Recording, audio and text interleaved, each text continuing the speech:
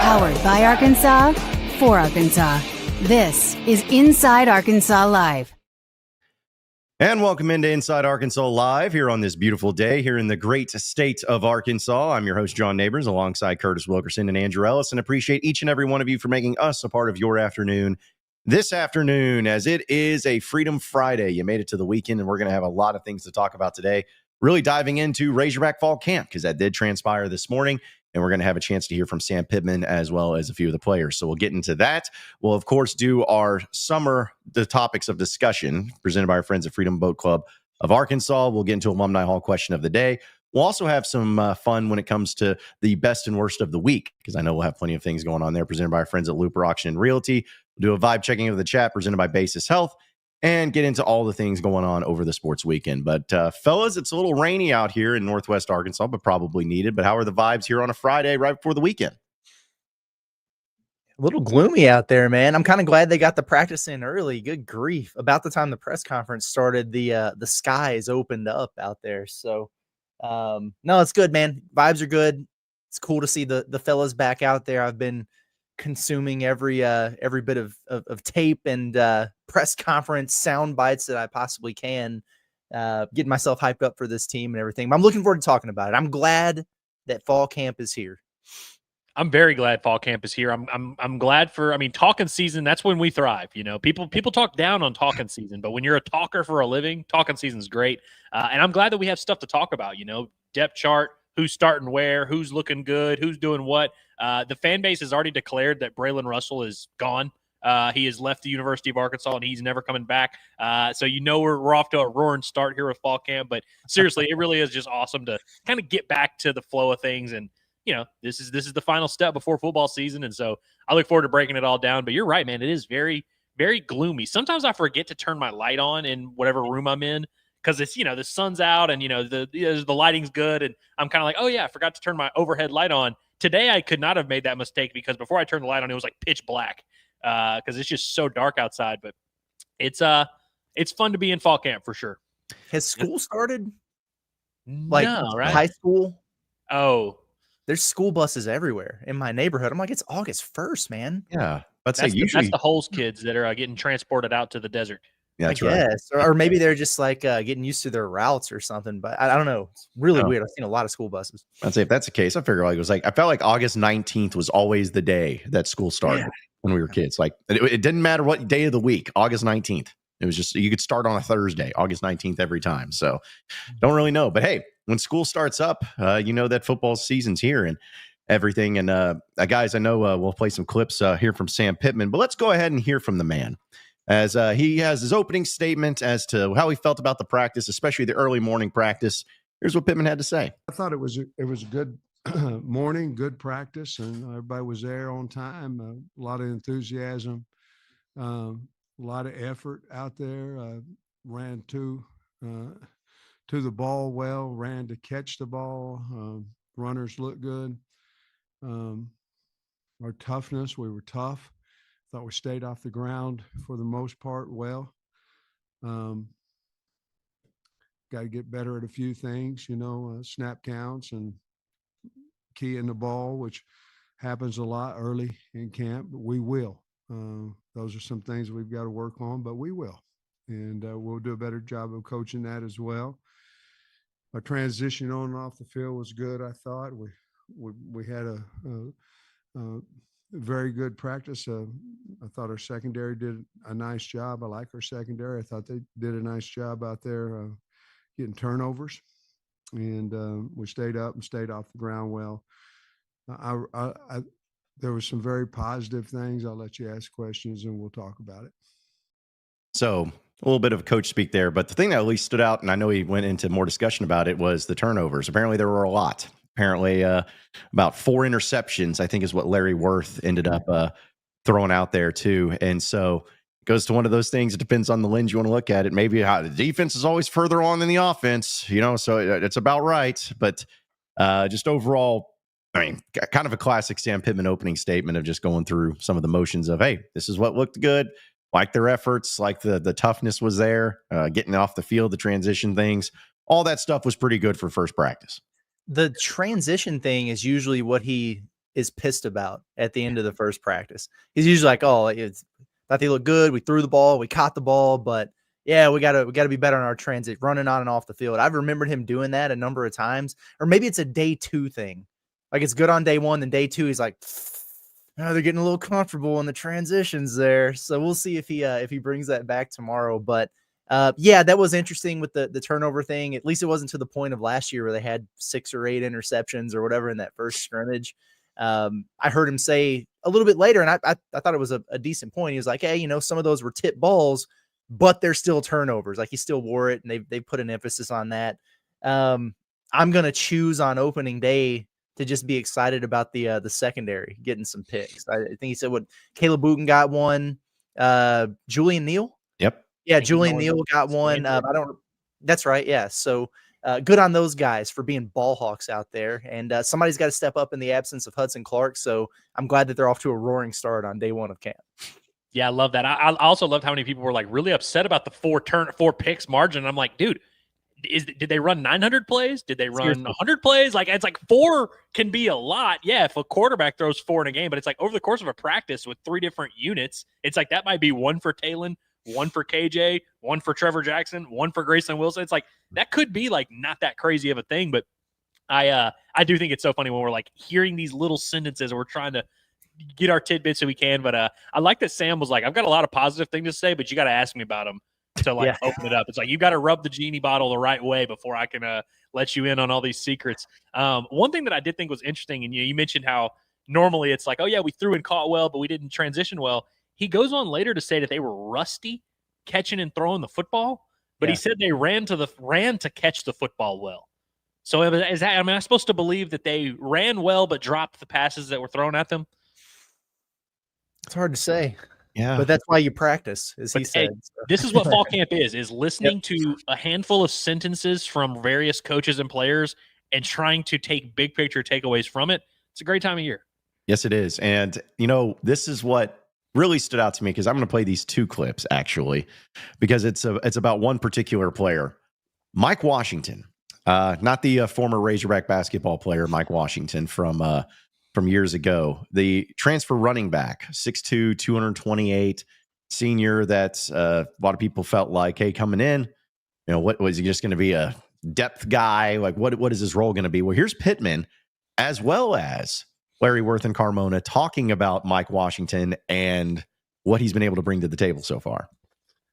Well, I just saw the same guy I saw in the spring. Mike last night was earned the everything they do in the summer is competition, and when they win they get points. When they're going against somebody, it's not the same guy every day. It's just whomever we decide, the strength staff decides who's the best competition for them. And Mike had the most points, most wins this summer on the football team, and he wasn't going against me. He was going against guys that can run as well. And so we expect a lot out of him because we saw a lot of good things out of him in the spring. So he's earned the right to be where he's at on the depth chart. Mike Weiss. That's nickname, Mike Weiss. Only thing I can say about Mike Weiss, he a dog, and I don't use that word like, you know what I mean? So he a real dog. He's not gonna say too much. He gonna put his head down and work. Like, I didn't even know he had the most points this summer, you know what I mean? But he stood up. Mike Weiss had the most points, and he a dog.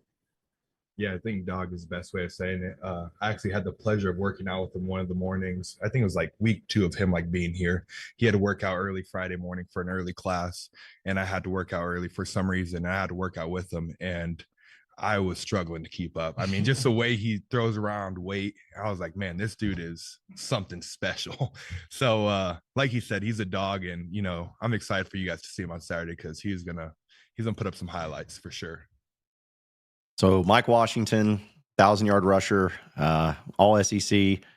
It's what it certainly seems like. And, looking at some of the practice reports, AJ Green got some run. Cam Settle's got some run. But Mike Washington seems to be the guy that's standing out among coaches and players as well. Put him in the Heisman, baby. Put him in the Heisman. This is the most hyped running back coming into the University of Arkansas since who? I mean, it's unbelievable. And like, I'm excited for it. I'm here for it. It's great. But man, like I'm thinking back to last year, just how much Jaquindon Jackson popped, in spring ball and early in camp. He wasn't even getting this much hype. And maybe it's the combination of, looking the part, big, fast, strong. And then also it sounds like his approach, and the mentality and kind of the leadership and stuff that he brings to the table as well. I'm sure the coaches absolutely love that. He is a dog. We can go ahead and stamp that in now, but man, it just seems like people are really, really high over there on Mike Washington. So should we start sipping the Kool-Aid there? Are we moving on from the, maybe this is, Braylon Russell's world and we're just living in it, or maybe this is going to be more of a platoon scenario to maybe Mike Wash is just going to be that guy in the backfield? Yeah, it's very interesting, and I think when you're talking about this Arkansas football team, the big goal of this offseason and really fall camp is Arkansas has to be a lot better than they are on paper. And then what they have shown to this point, like whether it's the receivers, the offensive line, running backs, whatever, if Arkansas is going to be good, it's going to be because those groups and those players are better than they appear to be on paper and that they've shown in their careers. Mike Washington of this offseason seems to be that guy who is fitting that bill of, you look at his resume at, the places he was at New Mexico State before that, nothing crazy at Buffalo, but it seems like they feel like they hit on him, which is good. And I certainly today, I'm much more excited about Mike Washington than I was in January. And that's because of all the things that we've been hearing, and credit to him, by the way, coming in, getting a new start, making the most of it. I mean, this is last year of college football. He's at the very least, he's shown his teammates and coaches that he's very motivated to try and be that guy. Will he be a top-tier SEC running back? I don't know.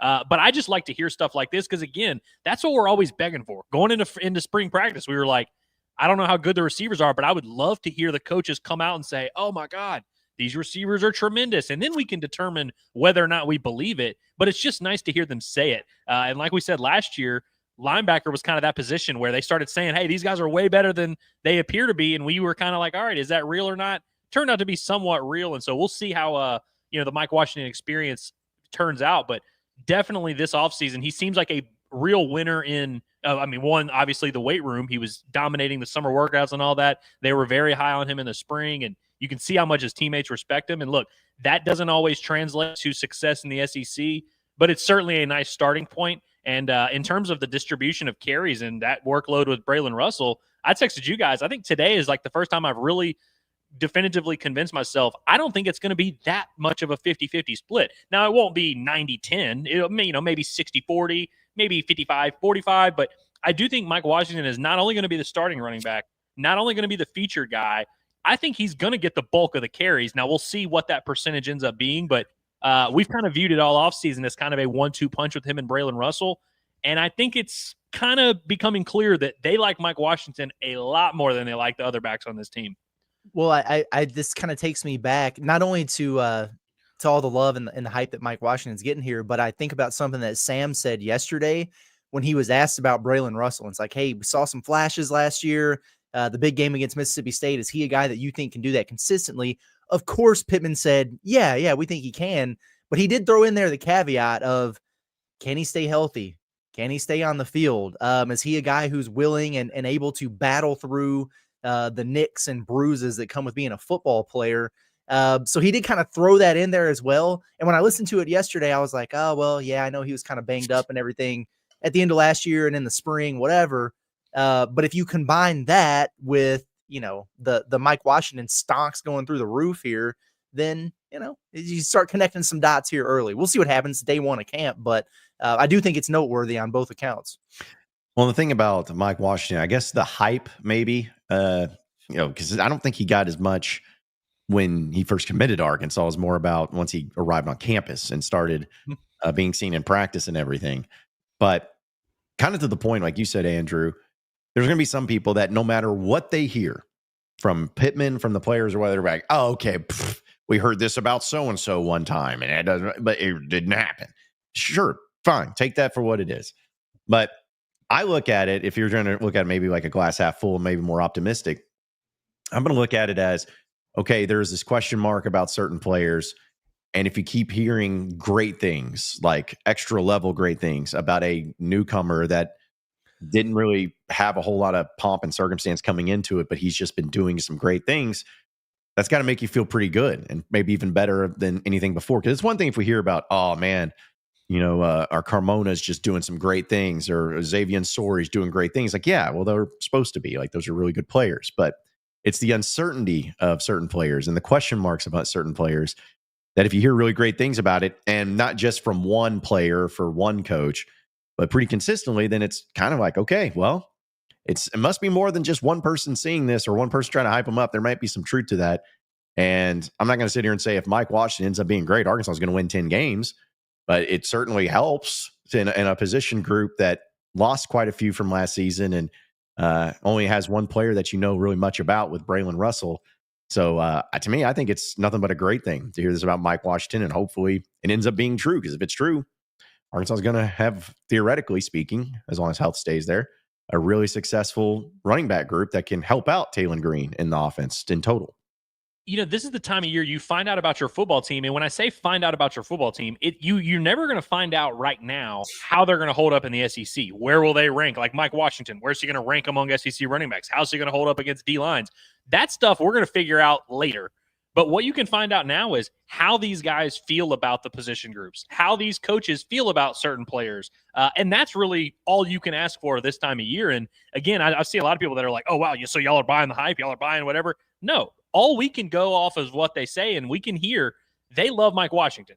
Now, does that mean Mike Washington is going to do X, Y, and Z? No, but at least it's just nice to know what this coaching staff feels their strengths are, their weaknesses are, which players they like, which players they don't like, and we've been able to get a little bit of a feel for that. And again, obviously there's a lot of coach speak this time of year, but it's like he hasn't done any of that with the receivers. Like, he's had many opportunities to have a version of Mike Washington in the receiver room, and he has not taken that bait. He's had many opportunities to talk about how great the O-line is. He has not taken that opportunity. He's had many opportunities to talk about the D-line or the secondary. He has not raved about them. And so it's like, again, we'll find out in the season where all these things rank, but I think that's the one thing that I'm taking away is that, like, you get a better feel for how the guys in that locker room feel about their peers. And I think Michael Washington's certainly a guy that, if nothing else, has just earned respect. And that's something that we didn't know. And so I'm happy to know about this.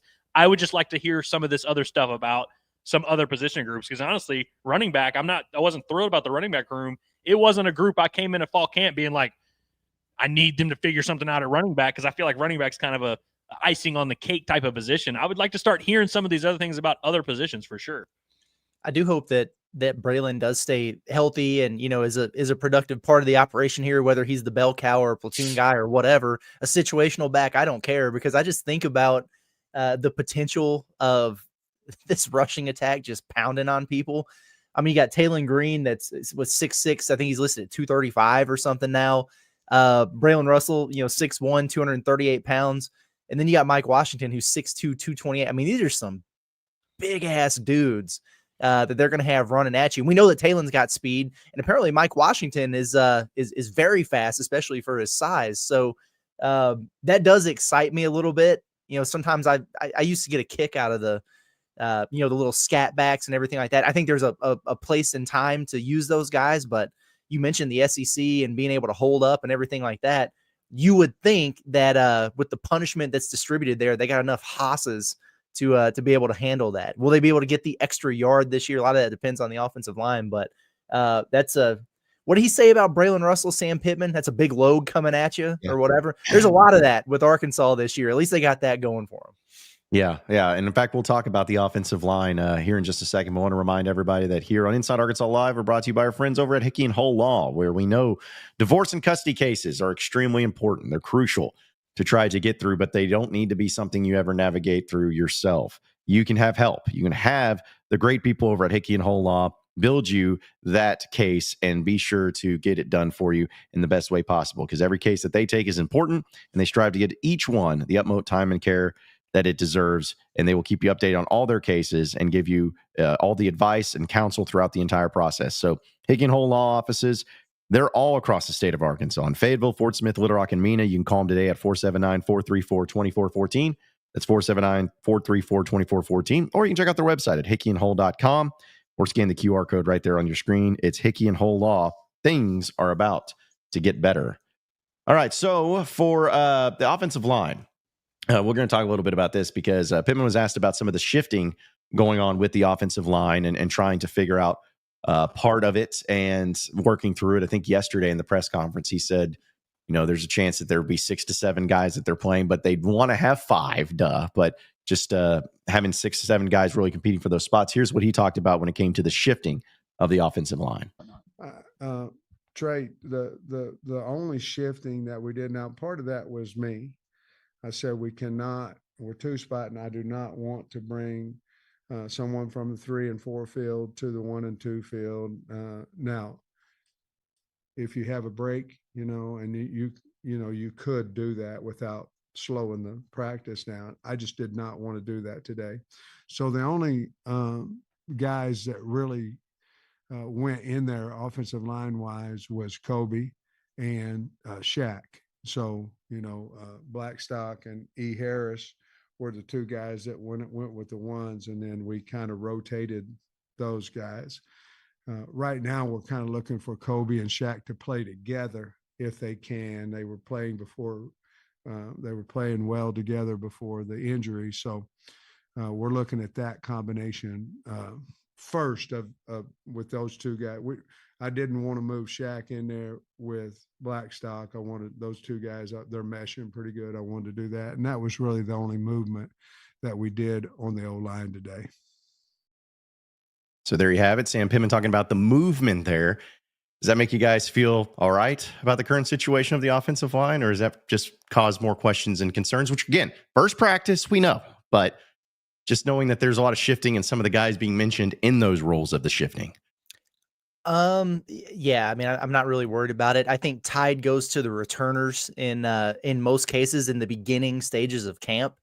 We know that, Marion Harris there, he said it yesterday, like he's going to be given every opportunity to find his spot and start. Like, what do you say? Like it's his job to keep or whatever somewhere over there on the right side of the line. We don't know what that's going to look like. Me personally, I've seen the Marion Harris and Keyshawn Blackstock thing, so that doesn't necessarily excite me that much. And I do feel like Shaq McCroy is a really integral part to, can Arkansas's offensive line be average or can it be above average? Because if he's a guy that hits, I mean, he obviously looks the part. I think it's really important to the operation here. If you told me he was the right tackle and a Marion, who I will give him credit, he looks like a different person. I mean, he's put on a lot of weight, looks bigger, looks stronger. I like that.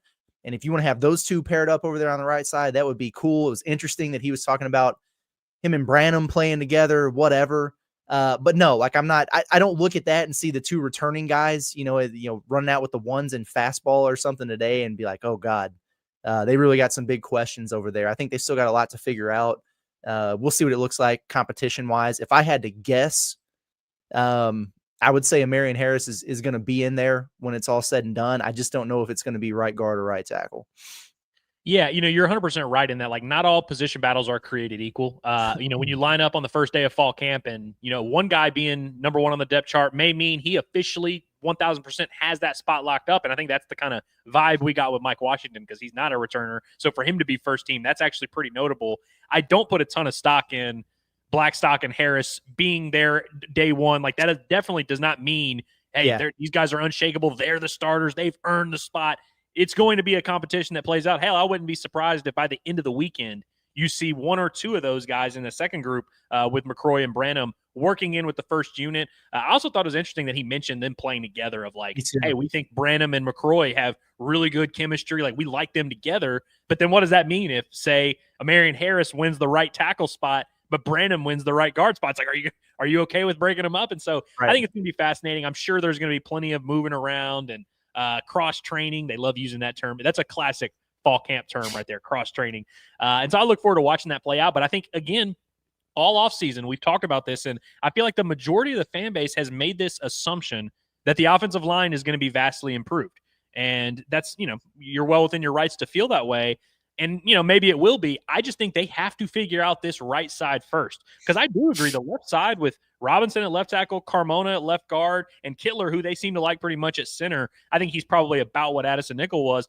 I feel like there's a lot of stability over there. So there's something you can build on for sure, but you have to have this right side figured out because that was the Achilles heel last year. There were a lot of games where you looked at what Arkansas did and it's like, hey, it really wasn't that bad, but Blackstock gave up 9 pressures at right tackle. And so it's like outside of that. And so you don't want it to be the same situation where you feel good about most of it, but you have 1 or 2 spots over there. And so that's kind of the biggest focus for me in terms of the overall offense outside of receiver, because I think they really need to figure something out at receiver, but they have to get this thing sorted out here. And I like the options. I think competition helps, but I'm very fascinated to see, because I think Harris is the key one here, because he could realistically start at right guard or right tackle. I think they figured out last year that Blackstock is a guard and nothing else.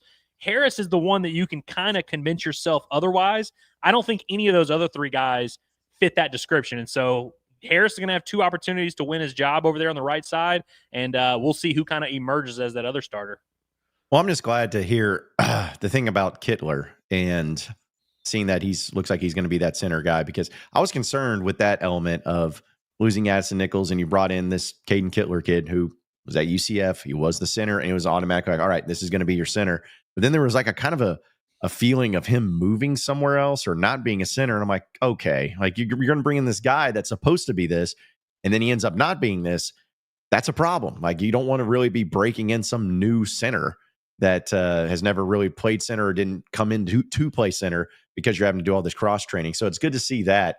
But I'm telling you, it was I agree with as far as the right side of the ball on the offensive line and trying to figure out those elements. But guys, Kobe Branham got asked about a ton today.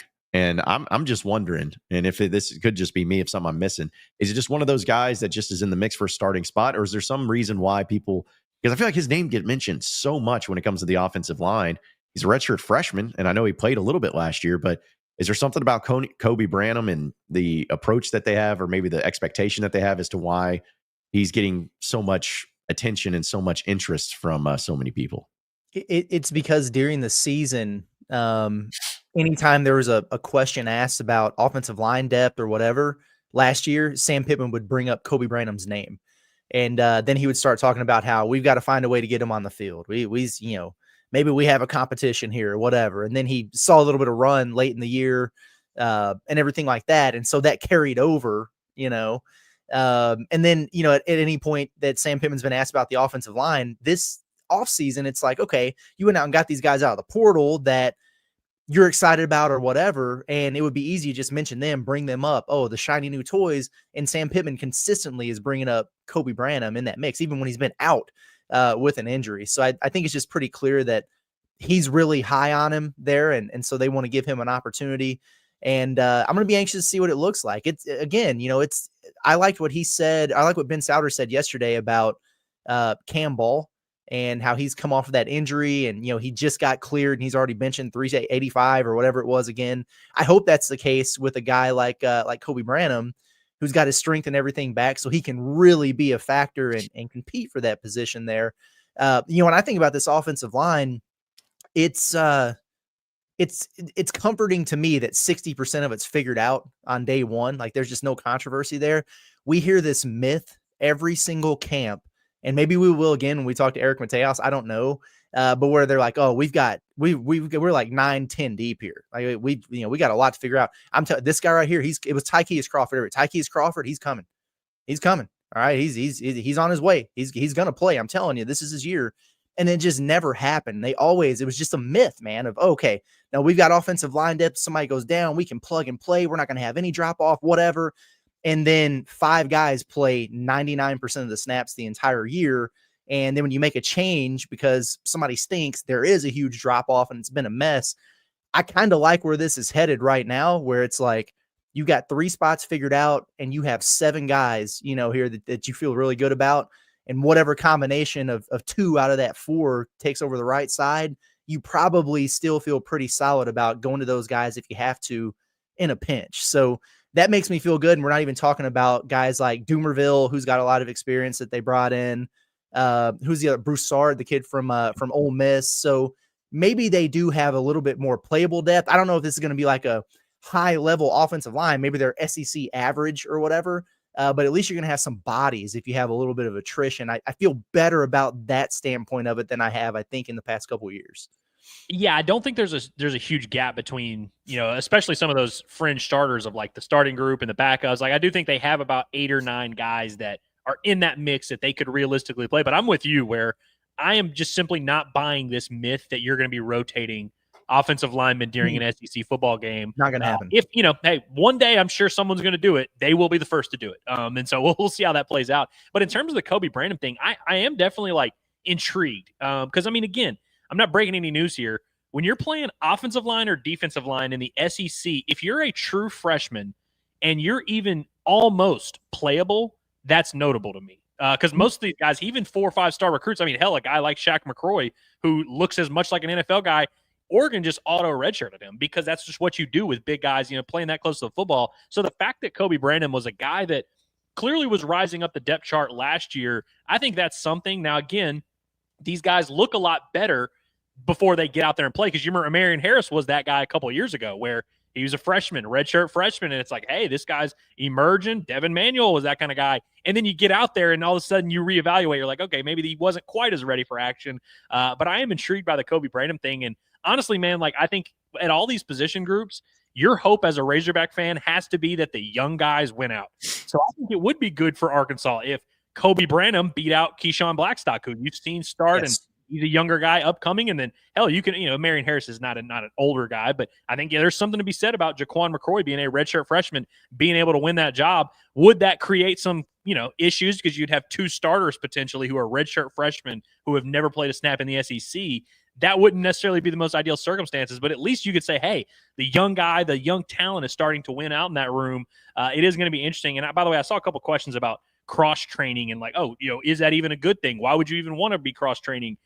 Whether it's good or not, it's just what these people do. Because at the end of the day, you've got to find your best 5.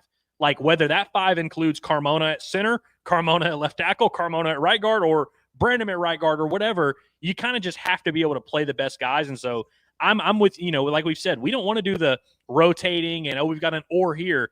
Who are the 5 best guys? Get them out there and go play football. And let's just get better with that group. And so I hope that by the time the season rolls around, we're not still having a lot of these questions about who goes where and who even is the starting group.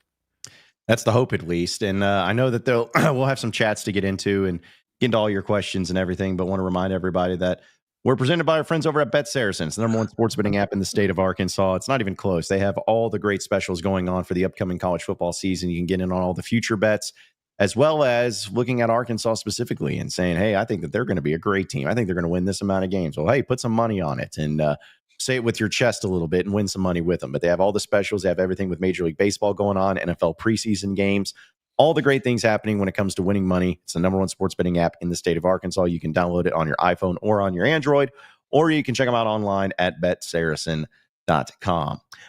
Before we get to the chat, though, I wanted to bring up the side, of course, Talon Green. And we all know about being the quarterback and taking the next step and looking at it from that perspective. There's 2 things I wanted to bring up with Talon Green. One is going to be what our Carmona has to say about Talon, and because he's blocking for him and everything, but also the virtual reality thing is a pretty fascinating thing. I think Pittman was having some fun with. But here first is Carmona speaking about Talon Green and his development going into this season.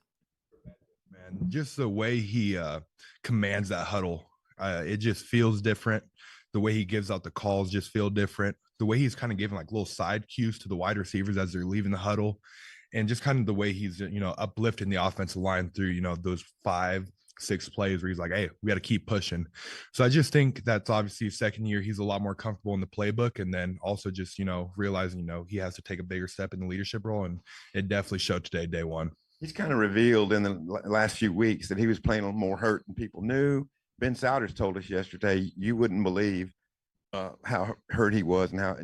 So you saw that in action last year. What did you make his maybe mental makeup to do that? He is very tough. I think you guys all remember the hit at Tennessee where the dude dove right at his knees. And it was one of those things where I was like, we might not have Talon for the rest of the year, but just kind of who he is, he's mentally like, I'm going to keep playing. And honestly, I think if it was up to him, he would have honestly came back out there and finished that last few drives. But yeah, he's just a mentally tough. He has like a O-line mentality. Like, I'm going to play any snap, no matter how hurt I am. And having that as your quarterback makes you just want to play that much harder. So it's really amazing. So, I mean, you like hearing that about the command that he has and the leadership, but also going back to the thing of being hurt all last year, which that's what Ben Souders, that was one of the big points that he made. He's like, you all would be shocked about how hurt Talon Green was last year. It seems like it was followed up by that. And I don't know. I mean, Yari, if you may respect Talon Green as it is, I know I do, but, you know, hearing stuff like that and having to battle through it all and still being able to do what he did, to still throw for 3,100 plus yards and, you know, have all those touchdowns and everything that go along with it too. Just adds a little bit more respect, and seems like he's getting the respect and building with his offensive line and the rest of the team too. Yeah, I wouldn't expect anything other than what's being said about Talon Green to be said, you know, going into camp and everything like that. I love Talon Green. I'm excited for what he's going to be this year. He is the one guy, and this has nothing to do with him as a player or anything. He's the one guy where I'm not drinking any Kool-Aid throughout the course of camp. First of all, the health thing, that's great because I mean, Cremona's right. Like, that hit was nasty, and it was on more than one occasion where he took a hit and it was like, oh, this dude's not coming back. And he did. And it did show a lot of toughness. If he's 100% now, that's great. Let's keep him that way this season. I don't know how many SEC quarterbacks, especially those who are fleet of foot and use their legs, are healthy throughout the course of an SEC season. So hopefully he's healthier, closer to 100% throughout the course of the year than he was last year. But for me, you know, I want to see it in games. That's just where I'm at with Talon. You know, in practice, you're not using your legs. You know for a fact that you're not going to get hit. Like, there's nothing about that. You're going to be able to process things a little bit differently. It's a little bit easier on you. That's not to say that I don't want to see Talon Green just ripping it. Like, if he goes out in the first scrimmage and they're like, oh yeah, he threw for 300 yards and 7 touchdowns, that I won't be excited about it. But I want to see it in the live action scenarios, you know, against different defenses, against different coverages. When you know that, you know, a big defensive end breathing down your neck can actually hit you, and all those variables are at play, because that's, I think, what's really going to tell us how much of a stride. He's definitely made strides. There's no doubt in my mind, but how much is going to be determined by what we see in those first few games about his command of the offense and just how comfortable he is here in year 2. Yeah, I'm with you on, like, you know, I feel how I feel about Talon Green. I'm excited to watch him play. I think he's a stud. I really do. But nobody's opinion of Talon Green should be changing in the next few weeks. Like, whatever you feel about him now, you should not feel differently after hearing his teammates. And of course, like you say, they're going to say those things. And make no mistake, the power of friendship is not going to win you games in the SEC. And believing in your quarterback and, you know, thinking he's a tough guy isn't going to win you games in the SEC. But anyone who's played sport at any level knows that that's a real thing, though, and that, hey, seeing Talon go through what he did last year, I have no doubt that that is a real, you know, development, that, like, hey, his guys maybe view him a little bit differently. You know, it's one thing to be a leader and say all the right things, but when you're going out there and doing it, I think that buys you a little bit of brownie points with the locker room, and they kind of view you a little bit different. And so I do like the premise of all the, you know, he probably has more command of the offense. He's more of a leader. They've seen him go through it. Like, they all respect him. That matters. But also, it doesn't necessarily guarantee that you're going to win games in the SEC. And there's a lot of SEC teams who feel that way about their quarterback. But I do think it's interesting. But the one thing I keep coming back to with the injury thing, because we've talked about it extensively, there's no doubt Talon Green was compromised down the stretch last year. Like, that's the worst kept secret. We all knew this. He didn't run one time in that LSU game. We all knew this. And so I buy that, hey, Talon's as healthy as he's ever been. He's going to be refreshed. Here's the problem. He's going to face another SEC schedule. Like, it's not like he's not going to take all those same hits. And obviously, you know, maybe the O-line's better. Maybe he's not run for his life. But it's like, you're still going to get worn down by an SEC schedule no matter what. I mean, we saw that with KJ Jefferson every year. Anytime there was a bye week or there was a bowl game or whatever, KJ would be refreshed and be like the most athletic quarterback you've ever seen. And then you'd play 3 games in a row and all of a sudden maybe he's not the same. Like, I think we'd be fooling ourselves if we didn't think those things are still going to be in play. Like, there's not a quarterback in the SEC who is healthy all 12 games of the year. That's just not a thing that happens. Well, for me, for Talon, it's just about the decisions that he's going to make this year. It's like, I don't doubt that he has toughness. I don't doubt that he has the ability to beat people with his legs. I don't have doubt that he can develop on his passing and really be able to become a lot more accurate and all of that stuff. It's just a matter of those decisions you make, especially those split-second decisions. Because, you know, when you got somebody coming at you, you got to make that decision. All right, do I run or do I throw? Do I try to force this pass? Do I try to just throw it deep and see what happens? Like, there's just so many split-second decisions, and I feel like there was times where it worked out for him, and there was a lot of times it didn't, and you just don't want to be detrimental. You don't want to turn the ball over, and I know that's been thrown around a lot for him, and trying to get people to understand that they're working on that. But to me, that's truly what it comes down to. Like, you could sit here and be like, oh, man, he's throwing the ball really well. Okay, cool. But is he making the right decisions with the ball? Is he making the right decisions on when to tuck tail and run, when to throw the ball away? Like, all those things are going to play a major factor into it. And I don't care what he does in practice, because none of it matters if you don't do it in the game. You can make good decisions in practice, but if you don't make good decisions in games, practice does not matter. So to me, it's also part of it too, which I don't know if this is the case, but it makes me wonder, when there was that, I don't even want to call it a report, but when there were those rumors going around that, these people, wide receivers didn't like Talon Green and they bounced out and ran away and left. Out about that. Yeah. It's just like, okay. It's like one of those things where, I think it's good to hear it for anybody that believed that. I think it's just something to be like, hey, well, these guys are apparently all in on him, and they feel good about it. At least his offensive line does. So we'll see how it builds up. But that was also one of the things that first came up of hearing the hype and the, hey, we love this guy and stuff, is just, that speculation of, oh man, everybody hated Talon and they just didn't want to play with him and stuff. It's just like, okay, yeah, it was just dumb. It was all dumb, very dumb. Shout out to CJ Brown for sticking it out through such adversity. Man, him and Monte Harrison, man, that's for refusing to find another year of eligibility and instead decided to play for the Detroit Lions last night. By the way, shout out Isaac Tesla. Yep. Got his run there too. So I want to play this clip about Sam Pittman, because apparently they've been doing this VR, this virtual reality thing, and just makes me laugh, because it's almost like, not saying it's exactly the same, but it looks like he's wearing an Oculus out there, or whatever they're called, where it just looks really ridiculous. But it's like, okay, so what's going on? Is that for all the quarterbacks, or how does that work? Well, here's Sam Pittman talking about it specifically. No, it's all for 1 through however deep we are, with 5, I guess. But Talon went somewhere and saw it and used, saw it being used, and came back and asked, could we get it, and so I went and if it's going to help us win, yes. But I'm not to say so. And the man, he's sitting right there, and he okayed it a long time ago. Wasn't very much money, but as way before anything happening. So, but it's not that expensive. And we think, Bobby thinks, Talon thinks, Grayson thinks that it's going to be a major help for them. And of course, the people selling it think it is as well. But I haven't, I played quarterback in 7th grade. I haven't put it on yet, but went from right guard 6th grade to 7th grade QB, baby. And I haven't put it on, but I might. Just love the whole Pittman thing. I might do it. I play quarterback 7th grade and all that. But we can talk about the virtual reality thing itself, but also just love the fact that it's like, yeah, we got this. It was a long time ago, and it wasn't that expensive, everybody. So we got a long time. That was before everything got crazy.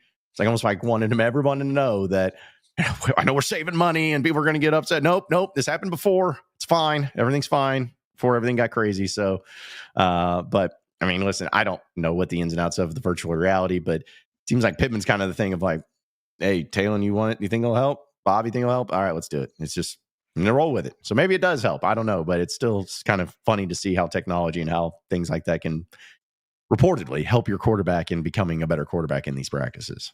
Yeah, no, it's cool. I don't. They're not reinventing the wheel with that or whatever, but hey, it's another tool that you can use to get better. So somebody noticed it, asked the question, and Pittman talked about it. I know a lot of people are like, we had that with Bert and all this other stuff. Yeah, for sure.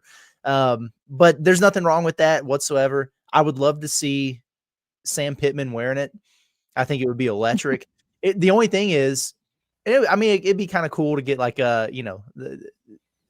his viewpoint of practice or whatever, but you ever see like the GoPros that get put on dogs? Yep. And they're like flipped around, the dog's just like chasing the bone, all over the place, or running through the woods or whatever. Just turn that sucker around on Sam Pittman. Let's just see what he has to say, following the guys around. I would watch that. I think I would. This is the best comment of the show so far from Hickory Hog. Says the VR thing will turn into the same bit as the Noah machine when TG throws a couple picks. Like, oh, I thought you got this cool headset. Why are you still throwing picks, bro? What's going on? MVP level chat. Yeah, and like obviously, guys, like we're not experts on the VR and how to utilize it and all that. The one thing I thought about was, you know how like quarterbacks' eyes are obviously a very big deal of like where you're looking, what your reads are. That may be a way for them to like check and make sure their eyes are in the right spot, whether it's linebackers, whether it's quarterbacks, whatever.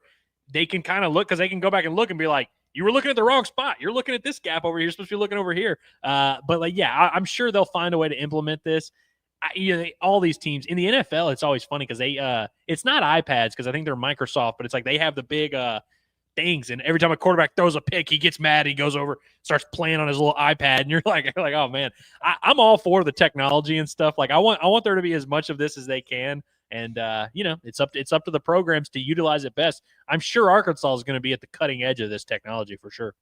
Yeah. Yep. Just hopefully they keep their updates, up to date. Like make sure they plug it into the USB and it says it needs an update. Make sure you keep it updated. No crashes, nothing like that. Make sure you read the Apple agreement or whatever it is that you accept and install, all that good stuff. But hey, whatever helps. But I just, again, I thought it was just funny. It's like, it wasn't expensive. It's fine. Everything's good. I will say, I know a lot of baseball players that, like professional baseball players that use the VR stuff in the off season. And obviously you're never going to really be able to simulate, the things you're going to see in a game, whether that's a pass rush coming at you or a pitcher throwing 98, but it's like, if those guys feel like it helps, who are we to say, no, actually, this is stupid. Yeah, exactly. And it's not, better, hopefully, like, it gets brought up. Like people are like, if something goes wrong, be like, yeah, this is what happens when we start using virtual reality. It's not the real thing. Teams suck. What happened to the good old days of just throwing the football? How about that? Instead of looking at this VR stuff. So listen, folks, I remember a time where Houston Nutt and Arkansas with David Lee used ladders to throw the footballs over. Like, I mean, people probably thought that was stupid, but I was like, sometimes you just do what you got to do, and sometimes it works out, sometimes it doesn't. But I don't think virtual reality is what's going to keep Talon Green from taking that next step here this upcoming season. Just saying. I don't think it's going to happen. But tell you what, we'll get into your chats, folks. We appreciate everybody tuning in. And, of course, checking the vibe checks of the chat comes from Basis Health, where they are changing the way that healthcare is delivered by providing the mobile medical visits to the comfort of your very own home. A doctor will come to your home for urgent care, primary care, IV hydration, and so much more. It's Basis Health. They're here for you when and where you need them the most. You can learn more at basishealth.org today, or you can scan that QR code. Shout out to our guy, Dre, for the partnership with Basis Health. All right, well, I got to get to some super chats. How about this? Garrett. I haven't heard from Garrett in a long time. Appreciate the super chat, but he says, long time no see, boys. Had a lot of family stuff going on. Missed you, boys. Hope all is well. Glad to be back. Woo pig. Well, glad you could be back, Garrett. Glad to have you back, buddy. Hope everything's going well with the fam. We missed you too, and it's football season. We're doing great. Yeah, we are doing great. Also, it's storming outside, Garrett, and I know how much you love storms, because that means people's houses are going to fall apart. He's over there counting greenbacks now every time it thunders. So like, every time like I hear a little crack of the lightning, I'm like, oh yeah. More business for HD Roofing. That's right. Yeah, he's putting on his lacing up his boots like right now and getting out to get after it and go do those inspections. So what is that sound I hear? Is that Santa Claus? No, it's Garrett. Okay. My brother-in-law works at Clico, which I guess y'all don't know what Clico is. Well, is that just a Louisiana thing? It's an electric company. Okay. Every time it would storm, I'd be like, hey, people are going to lose power. Hey. Jeez. Also, super chat from Storytime Plays. Appreciate it, man. He says, saw one clip on X, then the intro. Yep, 9-3. There we go. You're living right, man. This is how it's supposed to be consumed. And then you're supposed to listen to us and then be bummed out after hearing us talk. But this is how it's supposed to be consumed during fall camp. Did you guys know Raylan Sharp caught a pass at practice today? Yeah. Just want to throw that out there. Just saying. Just saying. Hey, you want to hear a hot take on Raylan Sharp? Yeah. I think this season, Raylan Sharp is going to finish in the top 10 school history in receptions. Single season. I think he's going to catch about 64 passes for about 512 yards. Okay. All right. But receptions, top 10 in school history. Trying to do what? I can't do math. It's too crazy. I was trying to do what's the average yardage per catch? I did the math the other day. Because I looked it up. I was like, I pulled out the calculator. I was like, if he catches 62 passes at about 9 yards a pop, that'd be about 500 yards. I think he's going to catch a lot of passes, but I don't think he's going to like set the world on fire from a yardage standpoint. But I do think he's going to catch a lot of passes. He'll have some like 7 catch 58-yard games. There you go. Oh, hey, listen, that'll work. Let's see. People are probably talking about Braylon Russell, like Evan says, but Braylon isn't even listed on the depth chart, which is going to be the next phase of his drama. Okay, Curtis, do you want to do the fastball depth chart bit, or do you want me to do it? I will. I'll do it. I think Evan knows, but this is a good time to do this. When you guys see the depth charts get put out after every practice, it's not an official depth chart released by the U of A, which those are absolute hat as well. But it's from the fastball starts, and that's just where they go out. They run 3 series with the 1s, 2s, and 3s, and they just run a handful of scripted plays and they move on. And they do it at the beginning of practice, and they mix that thing up every single day. Like, it is not a reflection of who's on the 2 deep, the actual whatever. And they will also strategically pretty much every day, because they're testing themselves, like camp is for the coaches too, where they will randomly pull out a certain guy. Like maybe Braylon Russell doesn't participate in fastball on a given day, or maybe Caden Pittler. No, we're not going to have him with the first team offensive line or whatever. And so they'll plug somebody else in there just to get those reps, to get you a feel for if something happens in a game, then you can be like, oh, yep, this is exactly what we do. And so they do a whole bunch of that. So if you see on a given day with those depth charts of, hey, this guy was with the 2s today, he was with the 1s yesterday, doesn't have to be a reflection of something. And if you see a guy not on there on a given day, it doesn't automatically mean that he's injured and out for the season. It's very important that we make note of this. Yeah, Traylon Burks, his junior year at Arkansas, Traylon Burks from fall camp to the end of the season did not participate in one single fastball period ever. And it took about a week of fall camp for people to stop being like, Traylon, where's Traylon? Mm-hmm. But all the time we do this thing. And now again, listen, the reason why we put out the depth charts, or why people do it, is because there is stuff you can take from it. You know, like if you see a third team guy all of a sudden start, now he's a second team. Oh, now he's a first team guy. That's notable. And if he's participating every day, but you can't just take every single thing. It's not a like just face value thing. But that was a good job breaking it down, Curtis. But just a reminder, because it's every single day there's going to be a depth chart, and people are going to freak out about it literally every single day. Should have a comparison of which ends up being more correct, the fastball start depth charts or the actual depth charts that gets put out by the U of A each week. I would argue the fastballs, actually, because the depth chart of the U of A, if a guy breaks his leg or breaks his neck in the opener, he'll still be listed on the depth chart for about 6 weeks. Through the bye week, yeah. people have not been on the team. There was one time Warren Thompson quit the team and was like listed as an or at the starting receiver spot. I'm like, come on. Yeah, it's kind of hoping to still see maybe Jordan Anthony somewhere around there, getting put on the depth chart. 2-6. Yeah, he might end up being there. Brady says, why were the running RPO? We don't run that good. Toss it out. So this is just a hilariously worded comment. Yeah. But also I would just clarify that like 60% of Arkansas's offense is going to be built around the RPO. And so we can say, hey, they're bad at it, they're good at it. When you have Talon Green as your quarterback, it would be extremely irresponsible not to incorporate some type of read option, run pass option, making decisions like that. That's just kind of the way football's played in the year of our Lord 2025.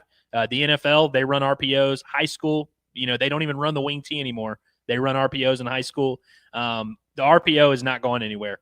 And it's definitely not going anywhere at Arkansas when you have Talon Green as your quarterback. It's going to be a very big part of what they do. Can I ask Brady a question? Because sure. Brady is the picture of positivity around here. Here's my question for you, Brady. What is one concern that you have about this Arkansas football team? Okay, we can move on now. I'm kind of curious if he actually apparently it's the RPO. Yeah, I'm very curious to see, because the receivers are elite, running backs are elite, quarterbacks elite.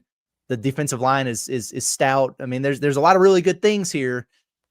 Is this the complete team, or are we worried about some certain areas? I want to know. So. I can't wait to see that answer.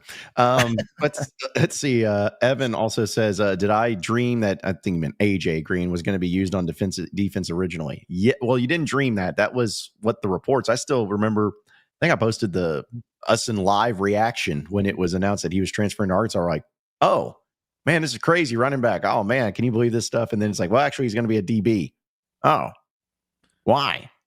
It's just cause. Okay.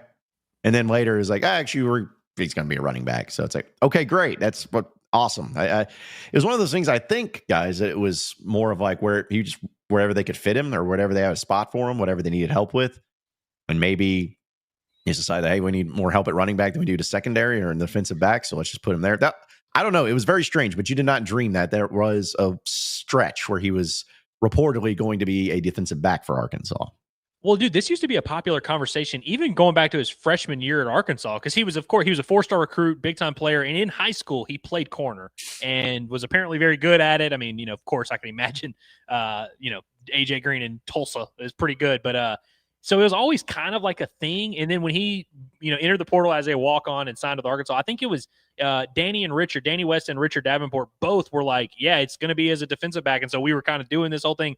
AJ himself tweeted out that day and was like, running back. I'm playing running back. And so I don't know if it was just lost in translation or what, but that definitely was a thing. But he's very much a running back, and he's wearing number 20.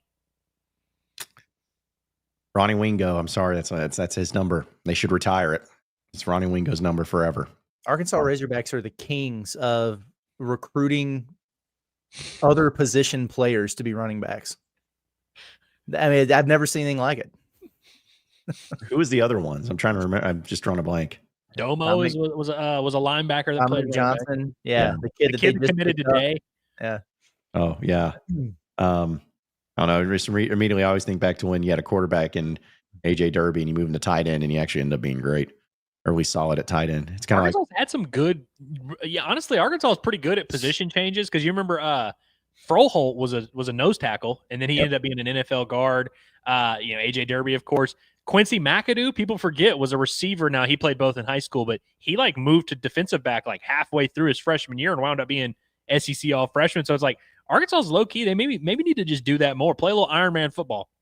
Yeah. Froholt might be the craziest one because he was like a 4-star defensive tackle, interior defensive lineman. And then they just moved to the other side of the ball, and it's like, hey, this guy's pretty good actually. Let's just keep him here. So Austin Capps. I mean, come on, the list goes on. Yep. Yeah. Austin Capps, man, there's a throwback. I haven't heard that name in a while. Let's see. We also got this from David. It said, buy or sell Braylon Russell will be the third best running back statistically at the end of the year. I'm still going to sell that, I think. Let's say. Unless he misses time with injury. That which by the way That's is like the thing. I think he's minus 500 to miss a game due to injury. The route would be for him to be injured or like Cam Settles to really pop. You know, it's like, damn, we really got to get this dude on the field, or maybe a combination of the two.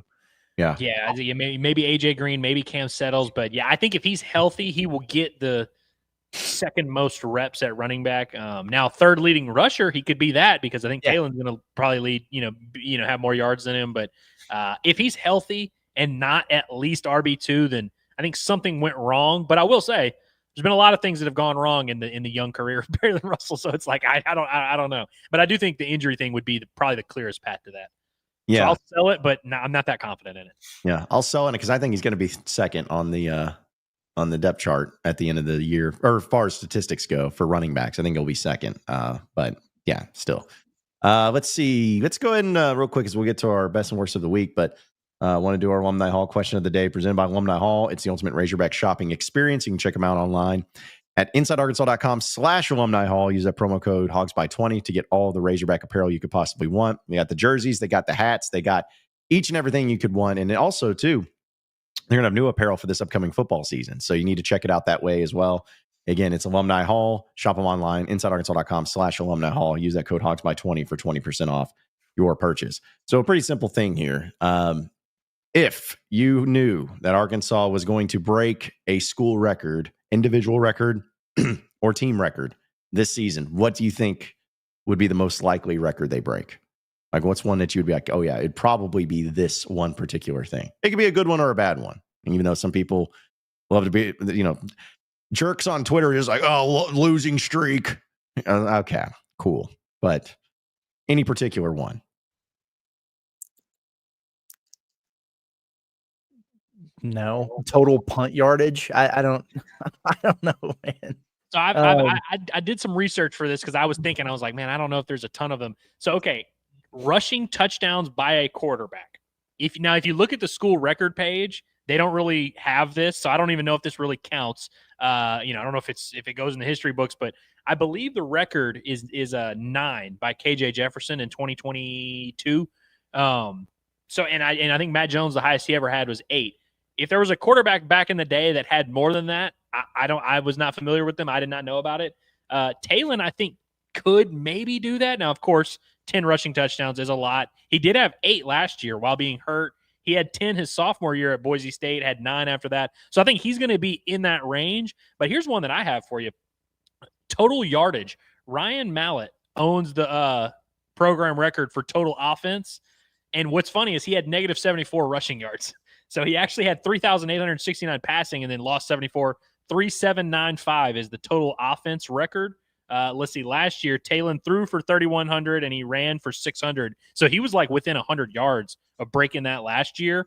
Those would be the two that really come to mind. Like I think Talon could break either the quarterback touchdown record or just the total offense record. But yeah, there's, I don't think we have a historically great runner on the team. I don't think we have a historically great pass catcher on the team, sacks, any of that. And the team stats, those are hard to break.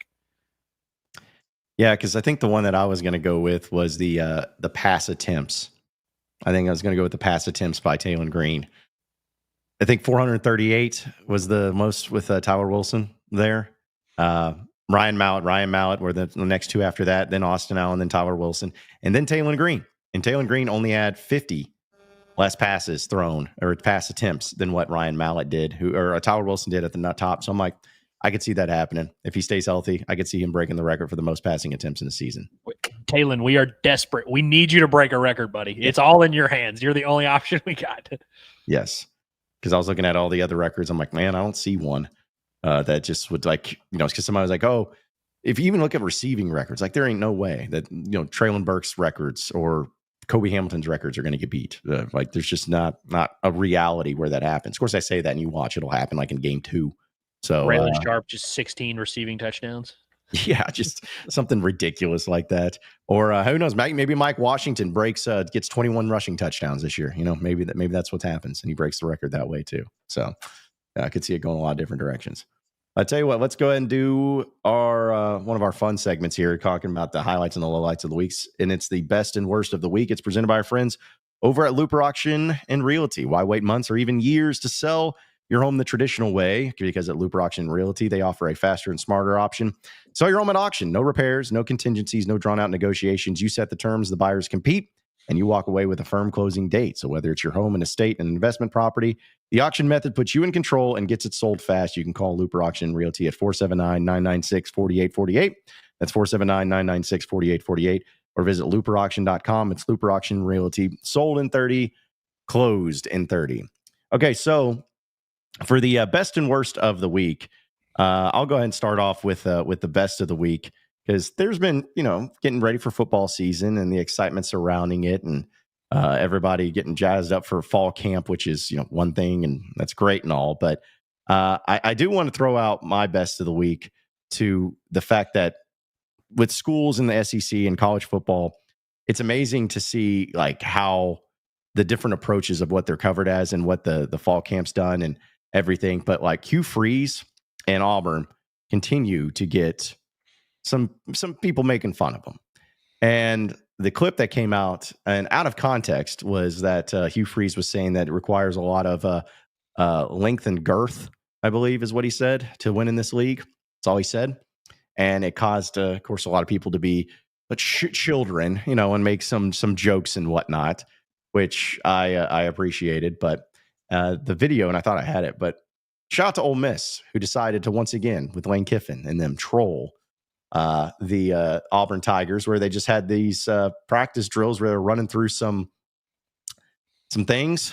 And that was insane, man. I mean, I'm gonna try. Okay, I'll tell you what, I'm gonna try to get the video again, because I went through and it didn't download. But either way, I'm gonna show you this video because I think it's worth it. But you guys know what I'm talking about, though, like as far as what it was. Okay. That was crazy. Yeah. And again, I love the trolling that like Lane Kiffin does it anyways, like that, but like it's to hear or to see it from the Ole Miss accounts, like the actual accounts do it, is incredible. And so I think I got it right here. So just to let everybody know again about the length and the girth, and Ole Miss is out here talking about locked in, and here's their video that they just put up.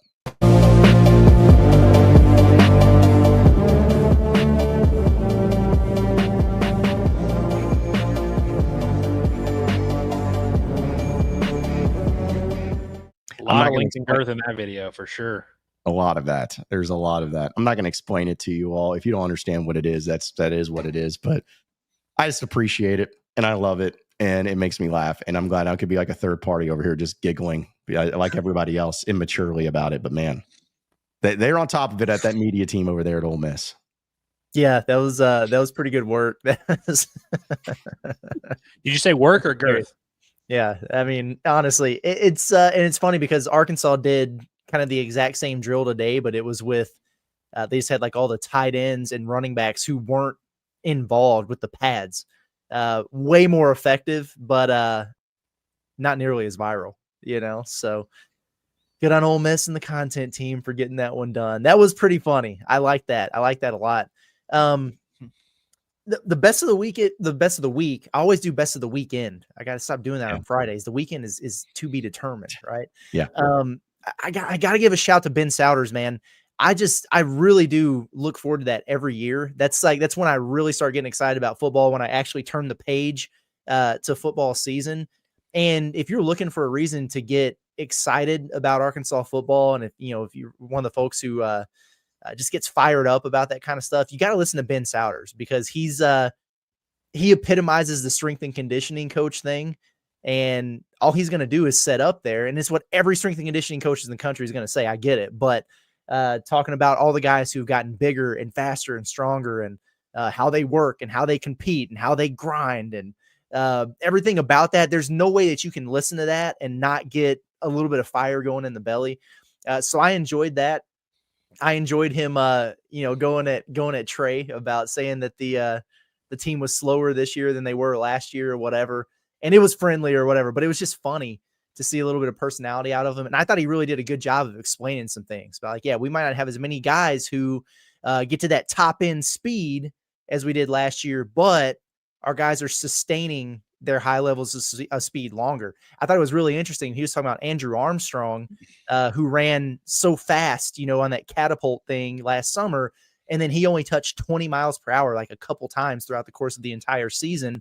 It's because he wasn't able to maintain it throughout the course of the year. So I thought that was really cool, the tweaks that they made. We were wondering if they were going to change their approach to everything. I guess Sam Pittman was like, hey, I don't really care about getting in shape. I care about getting bigger. And so they put a bigger emphasis on the weight room and everything.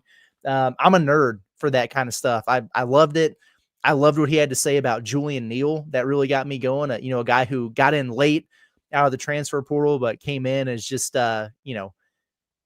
crazy. Like his measurements, all the weightlifting, his maxes and everything like that. And then he goes out there on day one after getting talked up, and he gets a pick in practice. So that was good stuff. But I love hearing from Ben Souders. I thought that I would enjoy that more than I would Sam Pittman previewing camp, and I did. So I definitely wanted to give him a shout there. He did a good job. I like that. Well, my best of the week is what one of our chatters, Caleb, says is his worst of the week, Carlos Correa being back with the Astros. So this is a hilarious story here for me. One, because Carlos Correa is legend, 2017 World Series champion, 3-time All-Star, just a staple of this Astros dynasty that they've had for a while now. I own 2 Astros jerseys as an adult.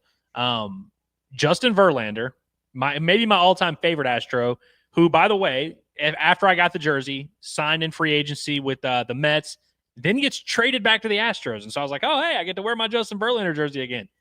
And now I have a Carlos Correa jersey that I bought back in 2021. He signs in free agency with the Twins, has now been traded back to the Astros, and was traded for pretty much nothing. I mean, a high A left-handed pitcher that nobody had ever heard of. So it's pretty much just a salary dump. And I think the Twins are taking on a good bit of the salary of Carlos Correa. So the Astros, who continue to be just an extremely well-run organization, get one of the key fixtures of their franchise back for pretty much nothing, letting someone else eat a fat part of the contract. Love that. I'm not super crazy about what the Astros did at the deadline. I would have maybe rathered a starting pitcher. I would have rathered maybe some stability there in the rotation. But, we get Carlos Correa back. He's also going to play third base, which is cool. But he also waived his no-trade clause. And he's like, I'm only waiving my no-trade clause for one team, and it's the Astros. So if you want to send me there, cool. If anyone else, no. And they send him to Houston for, again, literally nothing. So excited. The Astros season has been they're first place in the AL West. It's been a good season, but I'm not quite sold that like this is a real peak Astros team, but I'll get there by the time October rolls around. Another quick best of the week for me. I just wanted to let y'all know, I'm wearing a Spider-Man shirt, so I got to talk a little bit of nerd stuff. So today they are filming, is the first day of shooting for the Spider-Man movie that's coming out next summer, Brand New Day with Tom Holland. And I'm excited about that movie, but last night, a bunch of nerds on the internet, the only people who are more psycho than sports fans are nerd fans, like people that do this, like they don't have any other interests. Like I'm a nerd, but I'm also cool. So I do other stuff in my spare time. But these people who only do the nerd stuff, they realize they're like, wait a minute, they're going to be filming at whatever. They're in Glasgow. So, all right. So at 5 a.m., we're going to get pictures of the Spider-Man suit or whatever. And everyone was hyping themselves up. Oh, we're going to see what this new suit looks like. So Sony put out a quick little 7-second video just to kind of give people what they wanted of the suit. Here are 2 screen grabs from that video. Y'all ready for this? There it is. Wow. Hell yeah. There it is. Wow. It's a quick little pan, and it's like a super dark thing, but all these nerds were like, we're going to see the suit. We're going to see the suit. And it's like, you can see it, but it's not really there. But I did want to touch on that because I thought that was funny. And so I'm excited about that.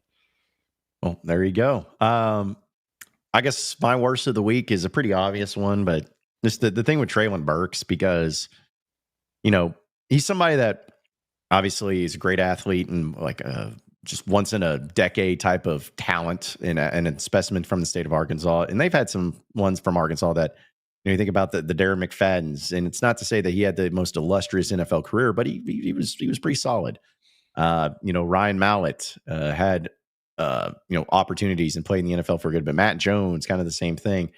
And I'm not saying Burks' career is over. I'm not saying that, but it is just tough to find a rockier start to a pro career than what Traylon has had, especially from the jump, where already people hated you almost by proxy because you, for Titans fans, that is, because they traded A.J. Brown. So it's like you're just already having to deal with some crap from the start and having to develop, and now you get taken out of the team itself and you get waived. It just sucks, man. It really does, because some things, it's just part of life and all that. But to see him have to go through the injuries and have to go through kind of the circumstances where he's at, where, again, I'm not saying he's done for his career, but he's just literally like 2-3 years removed from playing college, and already he's gone from his team that drafted him in the first round. Like that's an insane thing. So hopefully he finds a way to get through it. Hopefully he finds a way to make it happen. But to me, the worst of the week was just what Traylon Burks is having to deal with. And hopefully he gets healthier, gets another shot at it, and hopefully he can stay healthy. But it just really sucks for him. Yeah, no doubt about it, man. That was tough to see. Just, man, I just didn't expect that to be the case, with how it's all worked out there. It's been really unfortunate. That is a very worthy worst of the week for sure. I did have 2 more best, just real quick, that I want to throw out there. We touched on Isaac Tesla earlier. Andrew did. Definitely deserves a mention there for his showing yesterday with the Lions. And I also wanted to throw one out at Ricky Council IV. Signed a 1-year deal with the Brooklyn Nets today. So he's keeping that dream alive.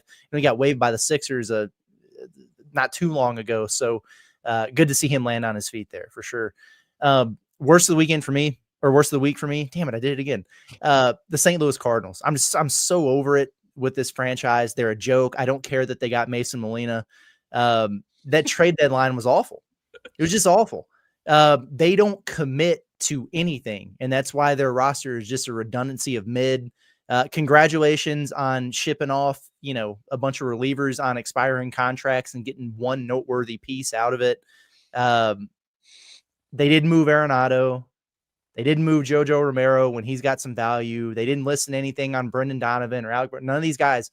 And so they're just going to run it back. And, with the same mid players on that roster. They're no closer now to getting back into contention or turning this franchise around than they were before the trade deadline. I am not going to miss John Mozeliak at all. And I thanked him for the memories on Twitter yesterday. I take that back. Actually, I don't thank you for anything. The dude sucks. The franchise sucks right now. Hopefully Chaim Bloom can get him going. But I'm just extremely disappointed in a franchise that really was as big of a part of my upbringing as the Arkansas Razorbacks were. And it's incredibly disappointing to see where they're at now. They didn't do a good job. And the only thing they accomplished at the deadline was making an average team worse. Good job. Well, I'm sorry to hear that, Curtis, man. And I'm sorry. I will say, I feel sorry for you. I do, but I also don't feel that sorry for you because the Cardinals have been so consistent for so long. Like I know the last couple of years or whatever, but I mean like historically as a franchise, it's like they're just kind of something you can count on it being respectable and being solid and, making you proud and stuff. For half of your lifetime, they've been dog shit. Have they been that bad? They haven't done anything since 2013. Literally nothing. Okay. But they won it in 06, won it in 11. Like I was alive for those years. Like, come on. But 20 years ago, they won a world. That's great. Yeah. Listen, not everyone can have 2 World Series in the last decade. I mean, it is what it is. Yeah. But I really do hate that because baseball is one of those sports. Like obviously, in any sport, it's like when your team sucks, it's not fun. But like baseball is a really tough sport to get out of that purgatory of you're not really good enough to compete and you're not like young enough to really have something to the future, and you don't really. And the Cardinals never commit to a full rebuild, Mm-hmm. And so it's like you can be stuck there for a while. So that definitely sucks. My worst of the week happened yesterday. As soon as Hillary gets home from work, she was like texting me and I could tell something was up because she was like, make sure the door's unlocked. Like, whatever. I'm like, what's going on? And then she was like, hey, as soon as I get home, we're going to the urgent care. And I'm like, wait, what's going on? She knew something was going on. And so we go to the urgent care on Weddington and they close at like 6. So we tried to get over there quick. And they took forever, which isn't fun in these situations. And then they finally were like, "Hey, actually, you got to go to the ER, and we'll write you a little thing and write explain it, but like you got to go to the ER because we don't really know what's going on." And she was having like some bad stomach, like pelvic pain, and I'm not gonna throw out a bunch of medical terms here of what she thought it was, but she really didn't think it was like that big of a deal. Then all of a sudden she's going to the ER, which stressed her out. There was 1,000 people at the ER. So we were just there. I mean, we literally did not leave until 11, like 15 or something like that. We were there for a long time. And finally, by the time we got back to see a doctor, she had started feeling good. And she was like, I don't know why I'm feeling good. Like I'm not in as much pain as I was earlier, but like hopefully they'll give me some medicine. He's like, well, the reason you were feeling pain is because you passed a kidney stone. And we found that in the CT scan, which is going to cost an arm and a leg. I can't wait for that bill to come through. But they did determine that she had a 3-millimeter kidney stone that she passed at some point in the waiting room. She, again, like every 30 minutes was like, I got to use the bathroom. I got to use the bathroom. I got to use the bathroom. And I'm like, okay, something's going on. Somewhere along the line, she passed it. Okay, let me ask y'all this. Do y'all know anybody who has kept their kidney stone that they passed? No. No, I don't guess so. Let me just tell you, you do now. Because we have it. It's right upstairs. Nice. I'm not going to show it on the stream. We're not doing show and tell here, but like we kept it. We were like, because that was my first question. I was like, where's it at? If you passed it, where's it at? She eventually found it and we have it. And so I was like, I thought that was cool. It ended up being nice. I ended up housing a 20-piece from McDonald's at 11:30 last night. Not proud of that, but it ended up being like we got a resolution. She feels great now, but like last night sucked, man. Just sitting there for pretty much 5-6 hours in multiple different hospital settings. Not fun, but it had a happy ending, but it was still my worst of the week. Yeah, I can understand that. And I'm glad she's okay and doing better. I will say though, that I hear that if you put your kidney stone under your pillow at night, you'll get $1 for every millimeter that it was. So hopefully you get something out of that. But listen, like Kingsley was saying that apparently he knows somebody that kept their kidney stone. So so it's not maybe uncommon. I just don't know. But that's just like one of my things that I never really want to experience. And it sounds awful. And I'm glad it seems like she passed it without, really, I mean, I'm sure she was in pain about everything, but just, I've known some people that weren't so lucky where it's just like a common, like ongoing thing. So, yeah, I just can't even imagine. she's got a better pain tolerance than me, I think. I've never passed a kidney stone, but everyone tells me it's like the most excruciating pain. And like she was visibly in pain, but like honestly, she wasn't freaking out as much as she probably could have been, given how painful that typically is. Yeah, no part of that. But I tell you what, we would do want a part of. Let's go ahead and move into our summer topics of conversation presented by our friends over at Freedom Boat Club of Arkansas, where we are going to be there live at their Hot Springs location at Lake Hamilton on August 13th. It's a Wednesday, August 13th. We will be down there at Hot Springs at their location, and they have you covered when it comes to all of the needs of getting out there in the summertime on a boat. It's tough because not all of us have a boat. Not all of us want to have a boat because of how much maintenance and how much commitment that it does cost and the time and effort and everything. Well, don't worry about it because Freedom Boat Club of Arkansas is going to have you covered, where they're going to take care of all of the boat needs. All you do is just enjoy the best parts about it. It's fun, flexible, and stress-free. Whether you're going to Greers Ferry Lake, Lake Hamilton, or even a day on the river in Little Rock, Freedom Boat Club of Arkansas will help make your summer in the natural state the best one yet.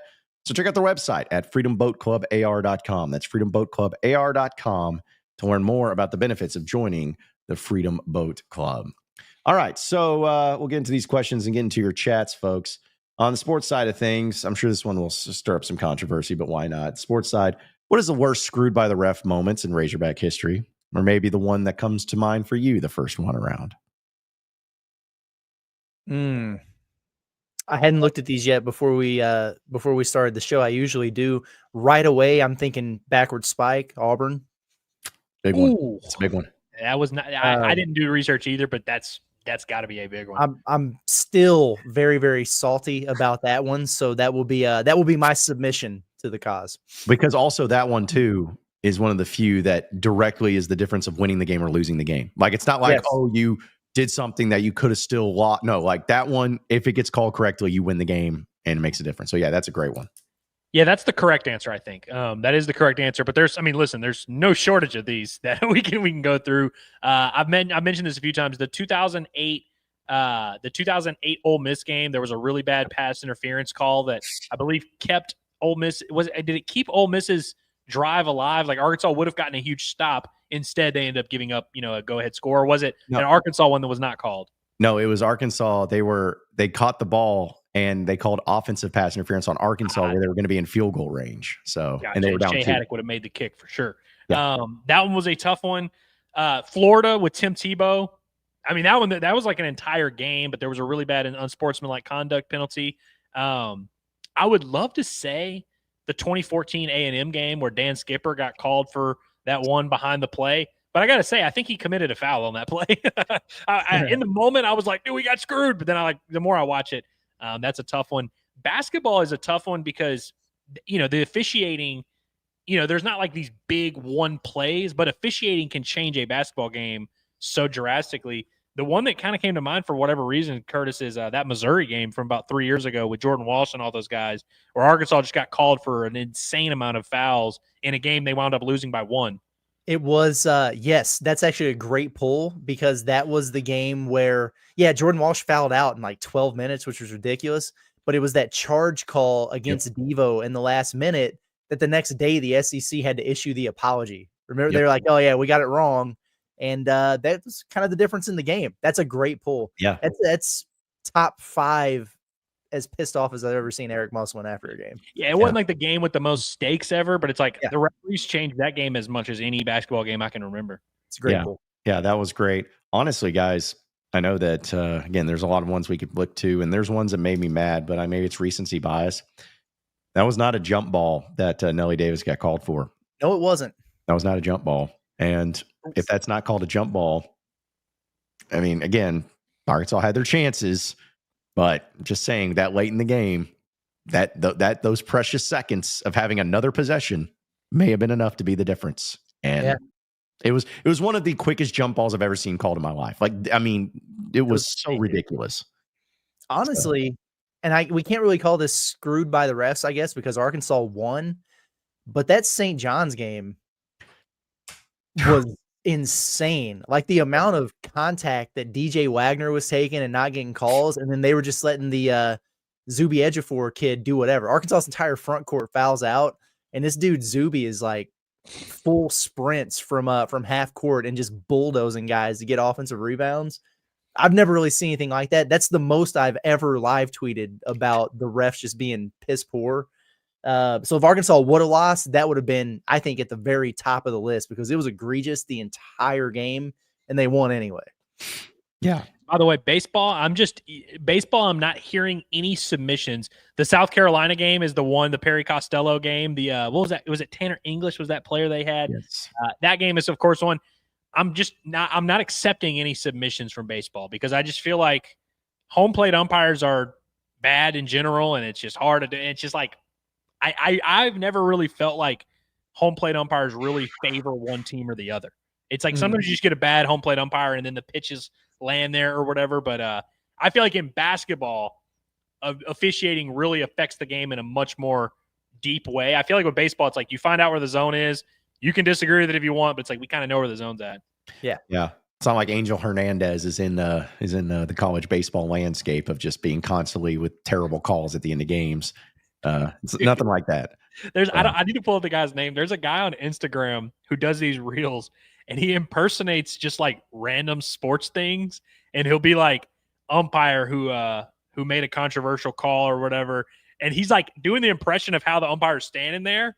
And he's just like doing the motions, no face. And he's just like kind of looking around the mannerisms and he kills it. And then he'll do like, NFL quarterback veteran throws a pick and returns to the sideline. And he'll like walk over, he picks up his headset, he's looking around. And he's like doing all the cool mannerisms. He's so funny. All right. So for the food side of things, somebody said, I felt like maybe we did this one, but I don't know if we did or not. What's just the greatest breakfast item of all time?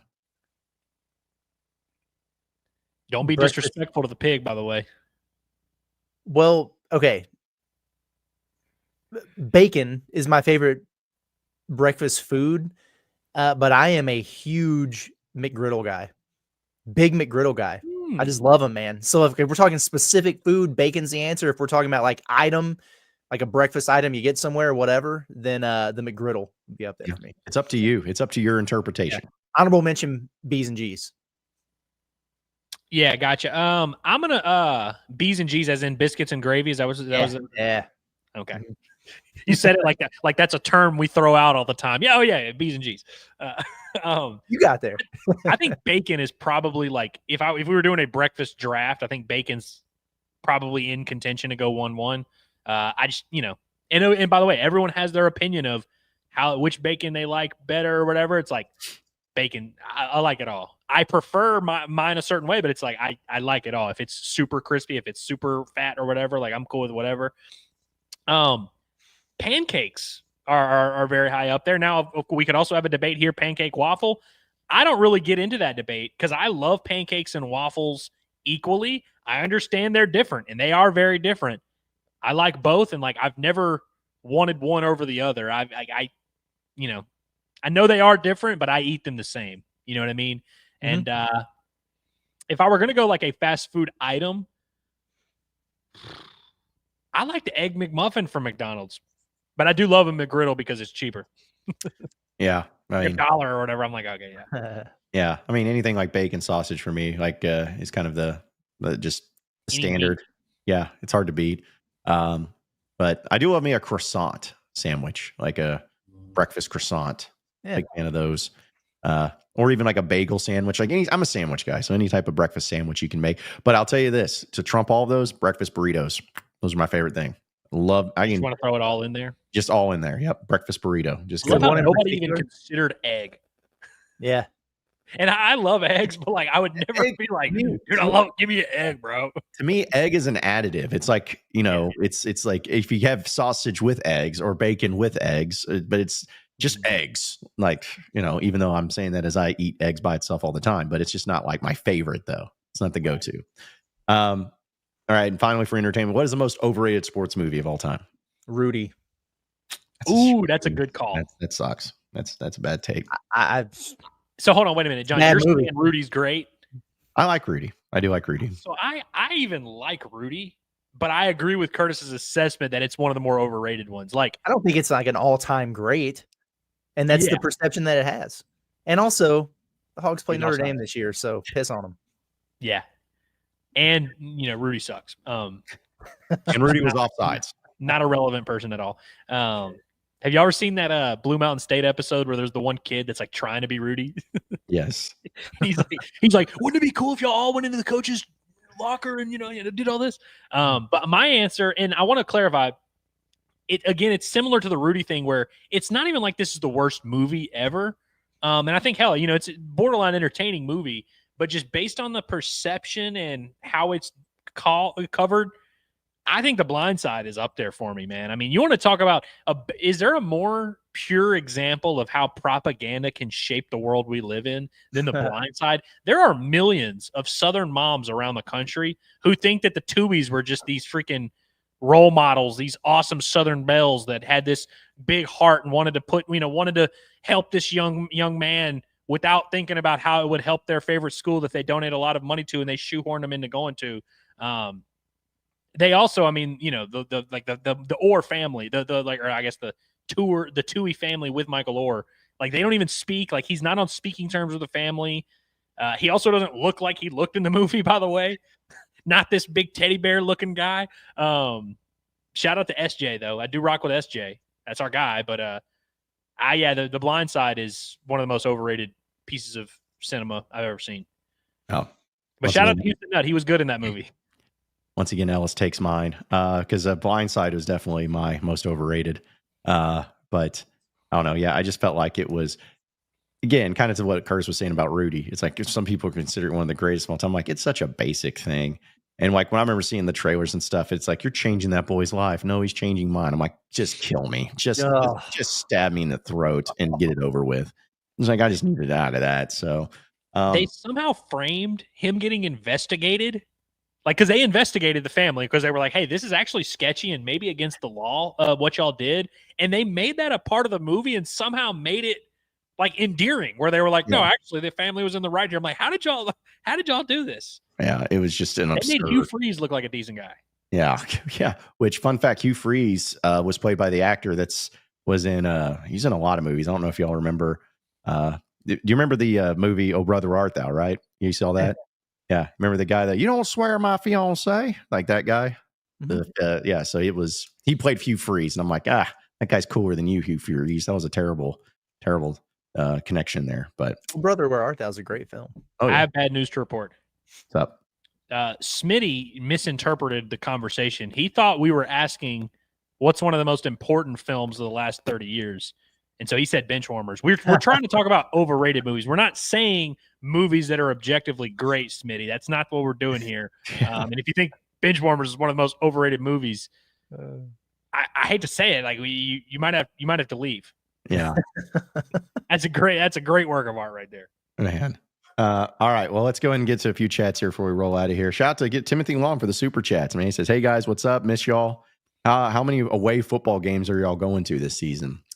I don't know if we've even fully decided, and it just kind of depends on the year itself, because there's a lot of good away basketball games that are going to need to be gone too, and everything. So I don't know if we got a set in stone. We'll play it by ear. We'll keep you up to date on it, though. We might be doing something cooler for road football games. Yeah, cooler than attending those football games. Yes, much cooler than that. Also, Timothy says Mark Curls was a complete disaster of a ref. Is he even still a ref? I don't know if he is or not. I really don't. I feel like he has been as of recently, but I haven't heard of him for like 2 or 3 years. So maybe he is. But let's check out his LinkedIn page, see what he's doing. Yeah, check out the LinkedIn page, or be like the Kentucky fans did and like rating that guy's Facebook page because he was at a painting service or whatever. Yeah, and they just like wrecked him. That just absurd stuff. What was that ref's name? I don't even remember. But I can see his face. But either way, that was pretty terrible. David says he's been a member for 3 months. How about that? He says $15 I'll never get back. Here's many more. Well, thanks, David. Appreciate it. Yeah. You won't get it back, buddy. Yeah, you won't get it back. It's in our pockets now. By the way, while I was Googling Mark Curls to see if I could find anything on him, I just found this article from 2009, which has a quote from Mark Curls referring to the Arkansas-Florida game. Quote, I know I made a mistake. Golly. Don't give us that. Do not give us that. We don't want to hear that. Yeah, fixed all the problems there. Thanks for clarifying that you suck. We knew that. Yeah. The poop in my pants, it was my fault. Shout out to Parker for a new member. Appreciate it, Parker. Yeah, appreciate it, Parker. Yeah, we'll have members only stream next week. We'll give you some details on it too. And and get into all of that. So, well, fellas, any final thoughts before we roll out of here for the week and get ready for fall camp throughout the weekend and next week? Well, yes, I will just say, since this is the swan song for the week, tomorrow is our 1 year relaunch anniversary. 1 year of Inside Arkansas tomorrow. And I remember on August 2nd last year when we went live with the We Are Inside Arkansas stream, just to tell everybody what was going on. We're back, and everything that went in that. It's absolutely mind-blowing to me that it's been a year. In some ways, it feels like it's been 10. In some ways, it feels like it's been 10 minutes. It's the weirdest thing, but just wanted to throw that out there. Very cool, very exciting. I'm so happy with everything that we've been able to accomplish over the course of the past year. It's only going to get bigger from here, folks. So we're really excited. Appreciate everybody that's been a part of this from start to finish. Got some cool stuff planned for the Pod at the Palace tomorrow. Just kind of commemorate everything that's happened, man. It's very, very cool and rewarding and fulfilling to look back on. And we're excited about what's to come. Yeah, it is really cool to kind of, when you reach a milestone or reach a point in time where you're able to kind of look back and just remembering kind of what all we were going through, of course, last summer. But even when we were relaunching, we were excited and we felt good about it. But it's like, there was no guarantee that it was going to go well, that it was going to even work out. And so just feeling how we feel now compared to last year, it's night and day. And appreciate everybody that's been there with us. I know a lot of you guys, of course, were there that day when we relaunched. You were there with us even before that. But whether you joined us in August, December, March, yesterday, it doesn't matter. Appreciate you guys for being here and appreciate you guys for making it fun, every day and making it cool to come do this and giving us a community. And so I'm excited about that. And I hope everyone celebrates accordingly tomorrow, but also stay safe in this big storm. Absolutely. Yeah. Appreciate everybody. It's amazing. It's been a year and we're very fortunate and very blessed to have so many of you be a part of it. And we're going to continue to grow and continue to have great things in store and going to make this next year too, the best one yet, because only way to go is up. And that's the way we're going to go. We're going to go up and we're going to make it better. It's going to be awesome. So be sure to tap in, be sure to subscribe, be sure to check out all things Inside Arkansas by subscribing to us here on YouTube. On our page there, you can check out our social media at Inside Arkansas. You can also check out all of our audio podcasts, wherever podcasts are found, whether it's Inside Arkansas Live, Pod at the Palace, or the Bombastic Podcast. And we're going to keep it going from there. So for Andrew Ellis, as well as Curtis Wilkerson, I am John Neighbors. Same sports show, same sports channel. Next Monday. Have a great weekend, everybody.